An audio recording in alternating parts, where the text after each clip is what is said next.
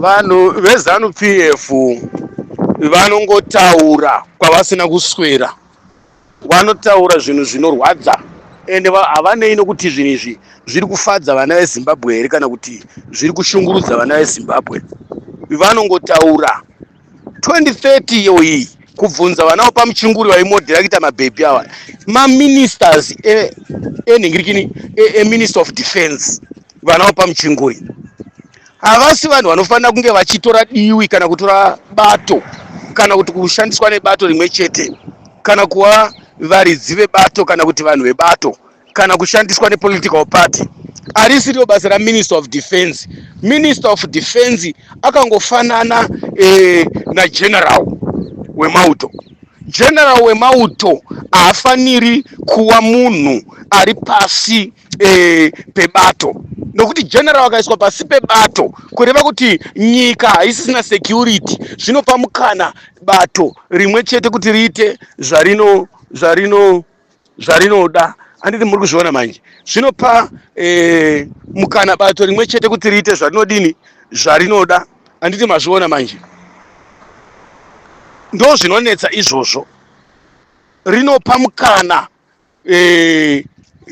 bato rimwe chete kuti riite zvarinoda. Saka muri kuona ZANU PF iri kuita zvainoda. ZANU PF iri kubridja mitemo, iri kubridja zvakawanda zvairi kubreka, iri kupaza nyika, kupaza kusara zvidende zvimademe. Iri kuita zvainoda ZANU PF. Haisisina matyira nokuti yasangana nemaminister of defense mukati, yasangana nemageneral mukati emapurisa, yasangana nemageneral. Vanhu ivava vakadaro kuti president uyo Mnangagwa nageneral wemauto enyika yeZimbabwe nageneral wemapurisa nevakuru vezvemitemo nemajaji vasanganisa vese vanhu ivava vari kubvarura bumbiro romutemo, kuri tsabvanura, kuri bvurunura, kuri sakadza, kutora mutemo wavo vachiisa mutemo wavo zvese zvakagadzirwa, mitemo yakagadzirwa kuma1980 iyai, kuma1980 1990s iya, mitemo yese yakanga ichishandiswa nebato iya yakadamburwa, iri kudamburwa. Hamusisina respect munyika yangu wabvonga mupopoto.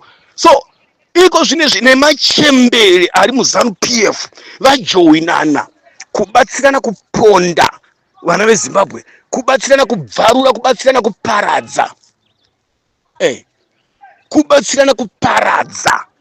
Munoziva kunonzi kuparadza? Kuparadza, kudambura chako, kuparadza.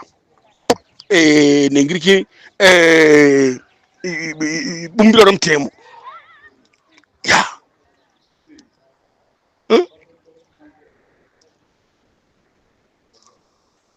Kuparadza, kupwanya bumbiro romutemo. ZANU PF Mnangagwa. So wanana chamisi sorry president chamisa, not president. Wana Chiwenga ndo vakatora mbwanana idzi nembwa idzi, ndo vakatora makudo mamhingirina. Nyika yakutongwa nemakudo, nyika yakutongwa pachigudo, pachipene, pachichiko. Nyika yakutongwa pachimbavha, pachitsotsi. Hakuna nyika yakadaro kana muAfrica muno, hakuna nyika yakadaro kana muEurope, hakuna nyika yakadaro kana muAmerica, hakuna nyika yakadaro kana muAsia ine mutemo wematongero akadai okuti president nebato rimwe chete munyika, munyika mune mapato akasiyana.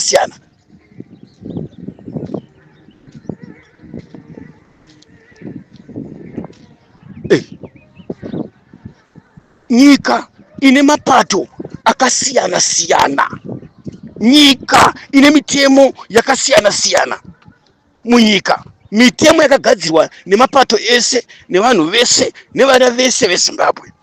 Pati vana nawo pamuchinguri vanozviti tiri maminister of defense. I don't know kuti minister of defense wenyika ipi, ende handizivi kuti vakaenda kuchikoro here chekuti vave maminister of defense vanawo pamuchinguri.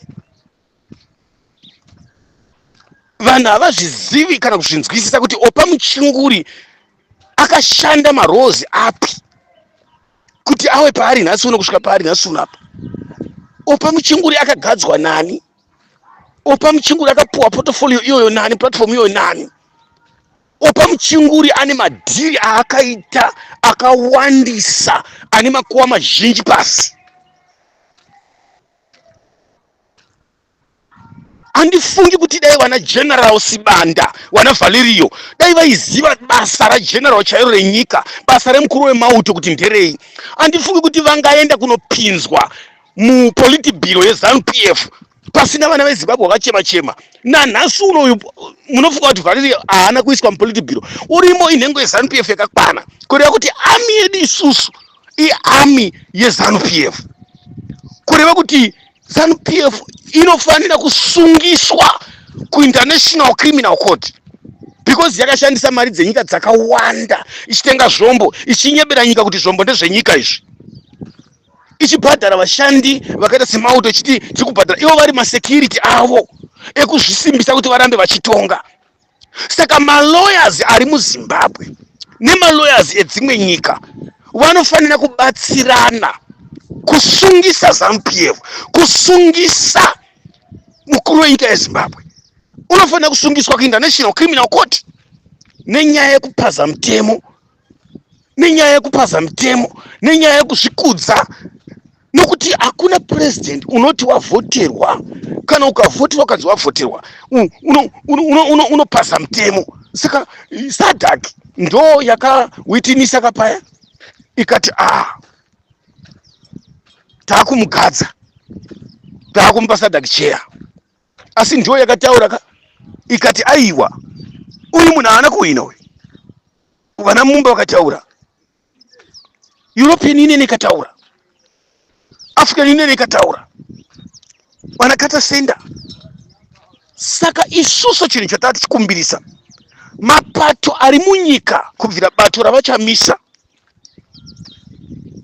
malawyers ese ari mubato ravachamisa neutungamiriri hwese kusanganisira naiwo advocate chamisa, vanofanira kuti vanyatsoongorora chaizvo 2030 yakataurwa nembavha idzi, nokuti izvi zvazvavo hazvisiri zvenyika kaizvi.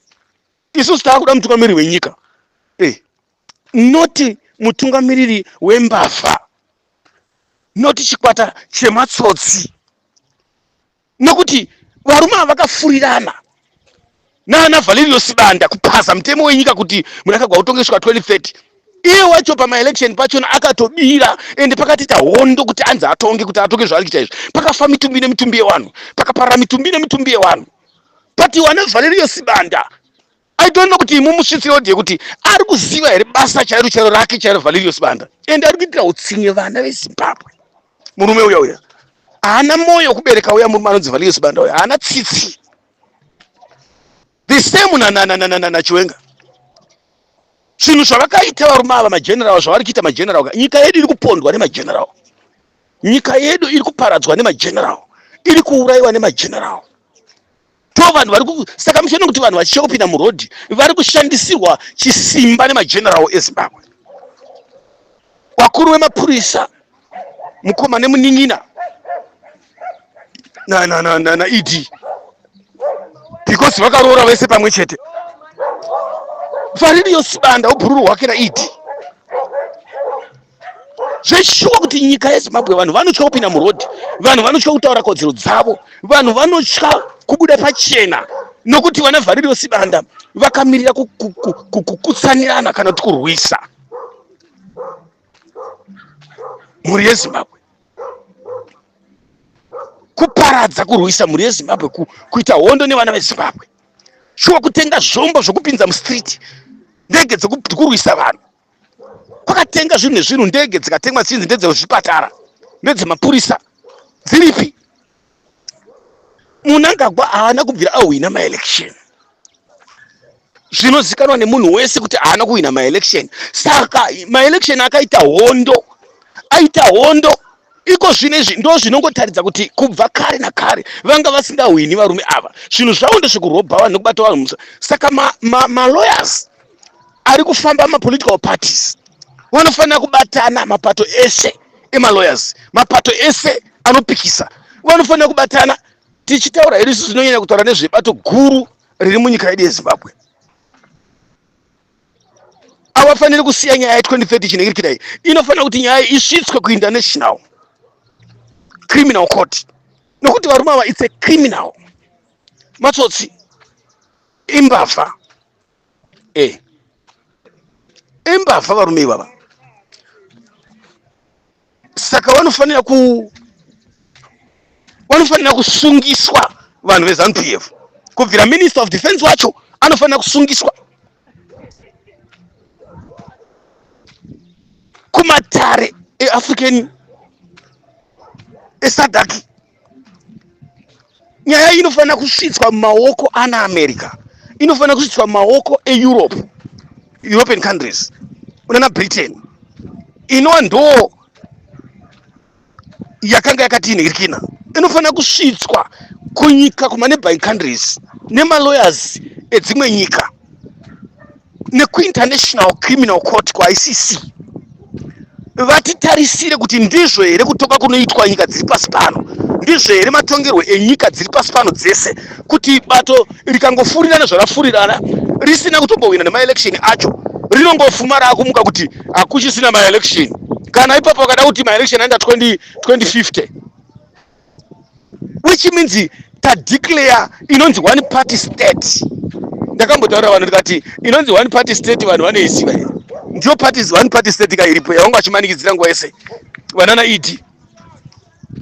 Takataura tikati bato harina kuwina maelection iri, harina kubvira rawina maelection. Ndo zvinongokutadzai zvega kuti varume vakabudira neumbavha. Saka nanhasi unoda kuramba vachitonga nechimbavha nekuti ivo munyika macho havasi kudiwa.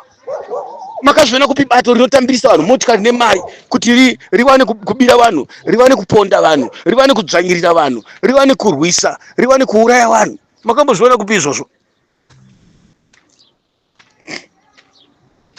Ibato ripi? Nyika yedu haisisina president. Pangodeclare one party state kuda kuti nyika yedu haisisina president. Saka mapato nevanhu vari muZimbabwe tinofanira kuti titsvage president, noti kutongwa nembavha. Nokuti muri kuona kuti vakatanga kuisa mbavha mupolitic bureau yavo yeZANU, vakatanga kuisa mbavha munhingirikini, vakadzirira mbavha. Naivo vana munangagwa wacho vakutoba nenyika yacho futi. Nenyika yacho futi mbavha dziye dzasvika kutoihwamura, kutoiba, kuitenga nemari, kupa vanhu motikari kupa vanhu motikari nemari, kuba nyika, kuba. Saka inini hangu pachezvo zvangu regai ndikutaurira ndichiti varume ava vakahwina nechikorokoro nechitosi. Saka inini handidi kukunyeperai, inini handidi kunyeperai. Varume ava, nyika yedu pari zvinezvi haina president, haina leader, haina mutungamiriri pari zvino, nokuti nyika ndo inogadza munhuka.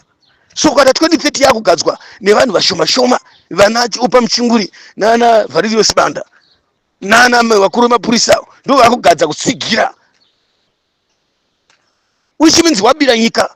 Saka vanofanira kusungiswa vanhu ava. Nyaya iyi haifanira kugarwa pasi, haifanira kugarwa pasi. Malawyers ari munyika unofanira kutora basa iri kusumuka naro kuenda naro kusungisa unoenda kunokuningira, nokuti vabira vana veZimbabwe kodzero dzavo uye vabira nyika wabira nyika varidzi vayo. Maitiko echamisa unotengesa nyika, mutsvangirira unotengesa nyika, iko zvinezvi uona nyika yazotengeswa manje kumatsotsi. Saka isu chati kutaura ndechekuti nyaya iyi haifaniri kugarwa pasi. 2030 ndeye kumama iyi, ndeye kupenga iyi, ndeye kumama yekunyeperana kwavo yechitsotsi yekubira vanhu ana matuzvi ava, ana musatanyoko ava. Furirana varume vakuru vachena kwese kumhata nomumusoro mese, kuenda kunofurirana kugara matare, kuponda vana veZimbabwe, kudzvanyirira vana veZimbabwe. Shuwa ngati michembere dzese dzachena kumhata dzakazara muZANU-PF muya dzinoenda kufurirana zvakadhakwa dzachena musoro neimvi, kugadzira upfumi hadzo nematumbu adzo chete. Idzo matumbu adzo ezuro vari kudya vachiguta, iwo ezuro vari kudya vachiguta nevana vavo, havana basa nevamwe vanhu munyika.